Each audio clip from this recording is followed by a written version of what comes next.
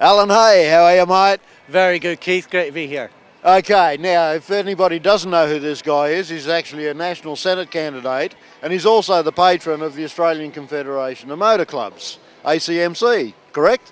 Yes, and it's a bit of a mouthful, isn't it? Oh, mate, is it a mouthful? You try and say it.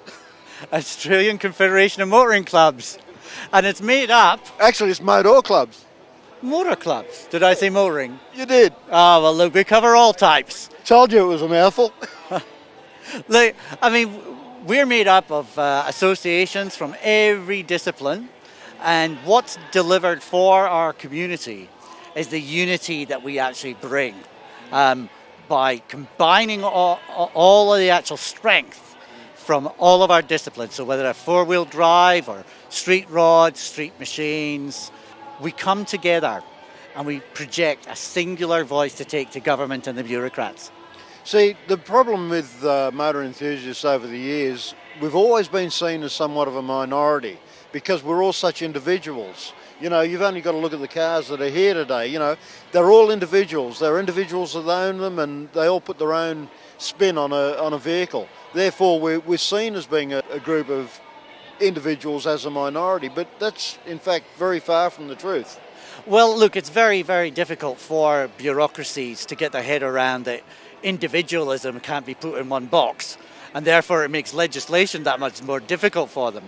But that's no reason to get rid of us. Absolutely. And we've got to embrace that individuality. It's something which is clearly on display here today at Cooley Rocks. Fantastic event. And what we are looking for is legislation that is workable, affordable, and doable.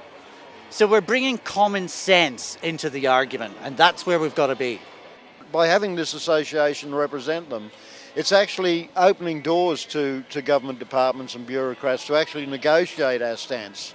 Oh, without a doubt. And what we've managed to do with our strength and rational approach is we've achieved getting motoring enthusiasts in there with the bureaucrats, looking through the legislation and coming up with new standards. So instead of us having to cop whatever nonsensical bureaucratic solutions there have been in the past, we are now in the driving seat and also in the driving seat of our lifestyle. And that's all just through unity, coming together with a common voice.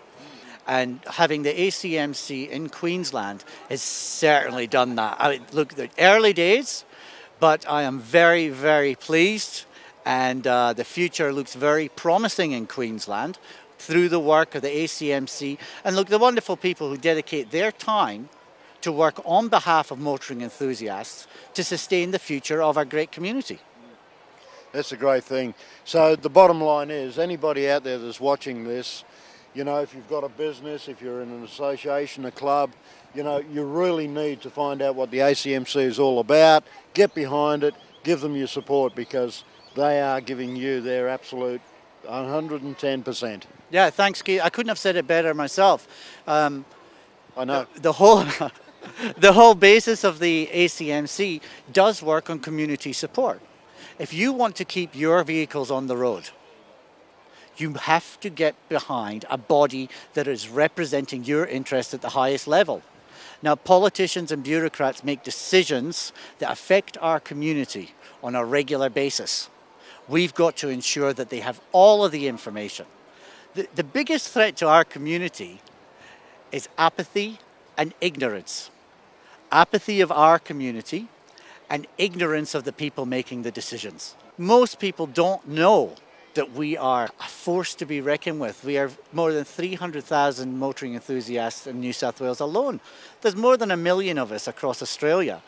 We have 700 motoring clubs in New South Wales. Now, bringing together our motorcyclists, our four-wheel drives, our hot rods, our classics, that is our core strength. So make it count. You know what, you bring all of those groups together and then of course we've got the people that are outside of the associations and clubs, you know, they come on board.